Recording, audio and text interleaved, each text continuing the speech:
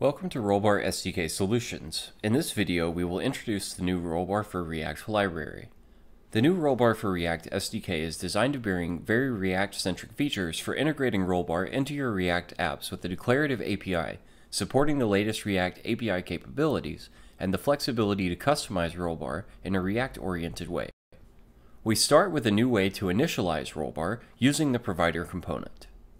The provider from Rolber React should be very familiar as it follows a common React pattern. With this method, all we need to get started is to create a Rollbar configuration and pass it to the provider, which will initialize Rollbar and make it available to the React tree below it. Because we want to remain flexible, you can also pass your own instance to the provider by instantiating it first and using the instance property. The provider even works with React Native using the Rolber React Native SDK package. In this case, we'll use the provider's instance property again, but this time after we create a Rolber React Native client, we'll pass the underlying Rolbar instance into our provider. The new provider makes initializing Rolbar and plugging it into your React app very easy, with support for multiple providers for large and complex apps that may use different Rolbar projects within the same website. Next, we have the new Rolbar error boundary that you can use to automatically capture and log React errors to Rolbar. With our provider in place, it's as simple as including it somewhere in your React tree to wrap an error boundary around anything below it. Again, to provide ultimate flexibility to meet your specific needs, the error boundary offers several props for fine-grained control over behavior. The default behavior is to log everything at the error level with no additional message beyond the message from the error, but you can change the level of all logs from the error boundary or set a specific message to be included in all logs sent by the error boundary. Additionally, you can add extra data to each log. And for the ultimate flexibility, you can provide functions to the same properties that allow total control over the behavior of the error boundary. Each function will receive the error and info with component stack that's received by the error boundary when an error is thrown. Finally, the error boundary makes it easy to have a fallback UI displayed when a React error occurs. This allows a nice display to your users when the UI would otherwise be broken and unusable. Simply pass a component to the fallback UI prop of the error boundary and it'll receive the error and a reset error function that can clear the error boundary's error condition. Like the error boundary's other props, Fallback UI accepts a function that it will call with error and reset error arguments and expects a return of a component for display. The error boundary ensures that its own execution is error-free as well as ensuring that a valid React component is returned before being added to the DOM. The new error boundary with its properties for customization make it easy to automatically log React errors to Rollbar. The error boundary also supports nesting so that you can fence off any areas in your application that you need for different handling of React errors. Server-side developers know that they can set the context for their events and search for that context in Rollbar. While this is also available in the browser JavaScript library, it is now more convenient thanks to components like RollbarContext. Here's an example of using the RollbarContext with React Router to set an appropriate context based on the matching route path in a declarative way. As another convenience, we have added the new historyContext listener. By using the historyContext and wrapping an instance of Rollbar, we can create a history listener that will automatically change the Rollbar context based on the location in its history. For complete flexibility, it has two options when creating the listener, to format the context and filter out some changes. In addition, we have a third way to set the Rollbar context, the useRollbarContext hook. This is especially useful for functional components. Here we can see an example setting of the Rollbar context using the useRollbarContext hook within several different functional components. Since setting and switching the Rollbar context makes it much easier to hone in on the sources of your issues in your code, Rolber React gives you multiple ways to set the Rollbar context so you can take advantage. There are even more hooks available for use with functional components, including the useRollbar hook. The useRollbar hook does just that. It lets you use your Rollbar instance in your functional component.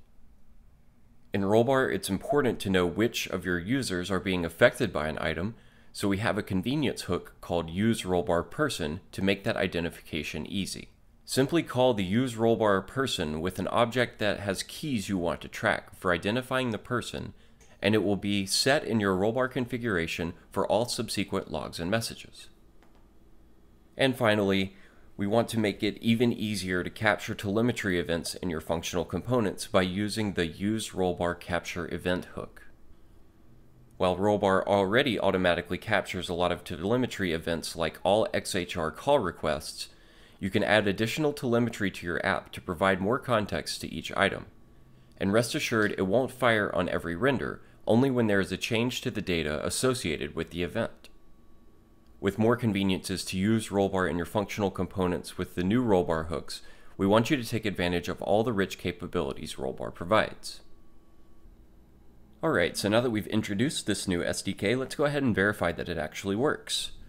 So for this, I'm going to be using a sample calculator app. I just cloned this from a Git repo here. So this is a publicly available repo, and it works pretty well for these purposes. So we'll go ahead and validate that this application works, and then we'll do what we can to make it more Rollbar friendly. So the one thing I am going to do here before I just run the default code is I'm going to add one property in here that's going to allow me to prove that these errors are coming through. So I will do that as such. So in this case, I'm just going to make sure that whenever the number 42 shows up, we have a problem with that. Probably should have just copied this from somewhere else, but there we have it typed out. So to verify that it works, we'll use the node package manager to get this ready to run, and then we'll use the npm start command to run that. So you can see in my terminal history here that I clobbered the version that I had and started with a fresh clone. This is just to prove that it does work directly out of the box without me having to do anything to get it ready for that. So npm start to run that application. We'll see that open in the browser, and we can verify that it is going to return the error that we expect, conditional to the number 42. So the calculator does work aside from that. We hit the value, and now it seems to have broken. So something's wrong here, but we're not really getting any detail about that. Now, of course, this isn't really a mystery in this example. This is exactly what I expect to happen since I added that. So for our next step, we're going to add the new Rollbar SDK to our React code there. So the first step is to create a project to support that. So if you look at the documentation, there's some instructions here. These are the old library instructions. So this note here at the top calls that out and will redirect you to the GitHub repo where you can find the instructions for the new library. So for the most part, this GitHub repo is providing the instructions that I will follow, not the documentation and not the quick start setup in the Rollbar project setup. So here I'm going to create a new one called React Demo. We'll create that. So I had deleted it prior to this run through, so that's why we see that message there. Had to start fresh on that as well.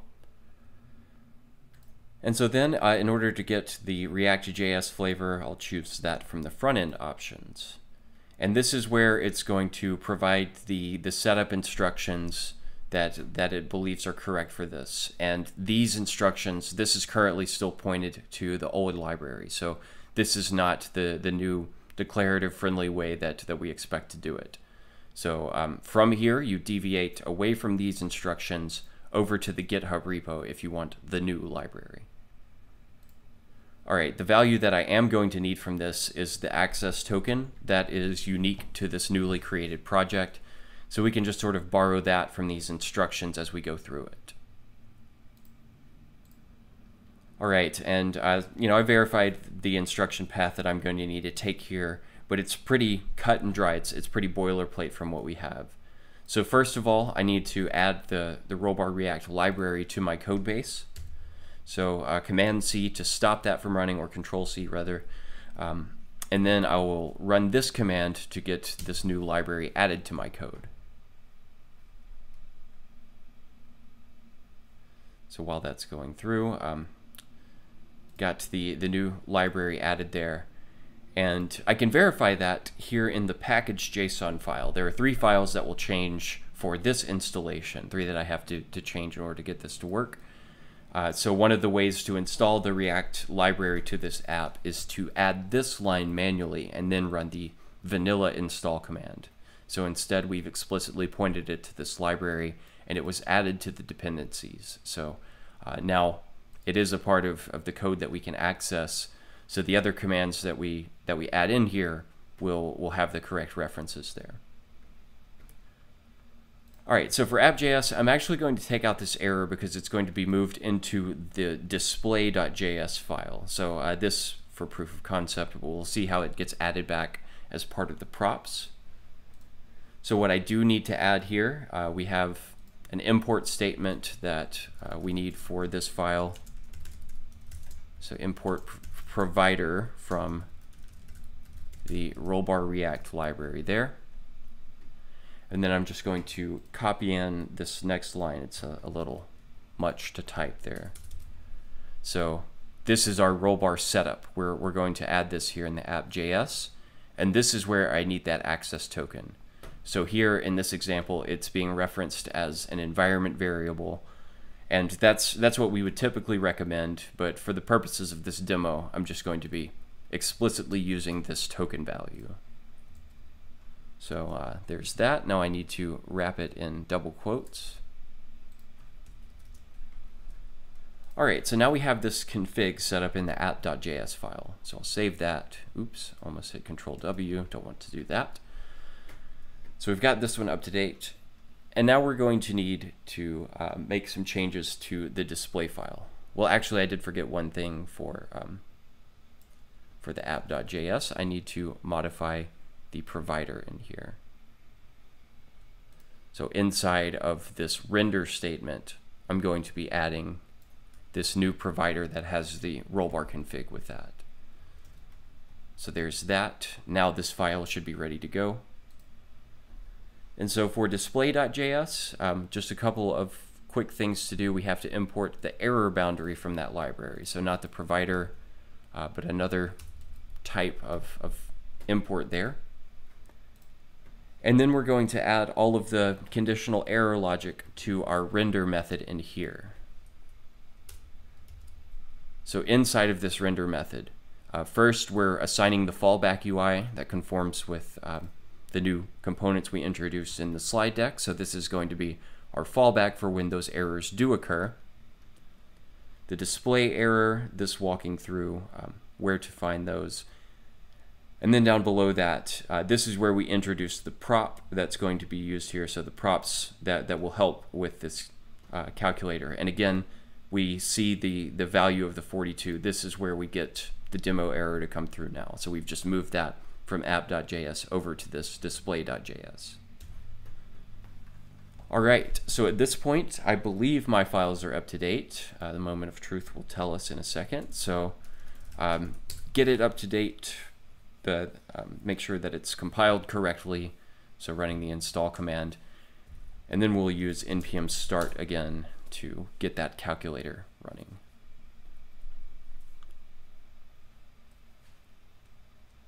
All right, so now we have this, and just quick verify that it's going to do the math we expect. Now let's see what happens if I enter 7 times 6. We should expect for this to break on the 42. And that is what happens. So now we see that it's taking us to the error page. This is the sort of the fallback UI, I believe. But then we should also see our event come through to the Rollbar platform momentarily. So let's see if a refresh will help with that. And it looks like it has come through. So this is a new error that was detected. In this case, it actually sort of double sends it since we're being very explicit about the way that we call that. Just to look at our items list and see this in isolation. So there are the 2, and they came in less than a minute ago. So at this point, we have taken the error that was occurring in our React application, and we've started processing those errors, those events to Rollbar. So right off the bat, we have some code context. It is of questionable utility here, since a lot of this is coming from the internal library, but even the telemetry data, this can help us to then go in and solve that problem. So in a real world case, we've now added the reporting section, and within the platform we would follow through and do our own investigation on this event.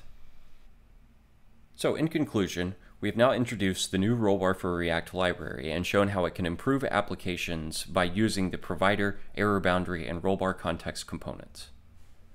We've also shown the convenience of the new Rollbar React hooks and how they make it easier to get the full capabilities out of this integration. And also how you can easily customize the behavior of React in a way that matches your application using these properties.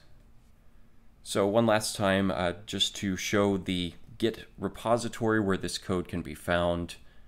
This is a public repo available for cloning and forking now. Thank you for tuning in to this React setup video. I hope you found this informative and helpful.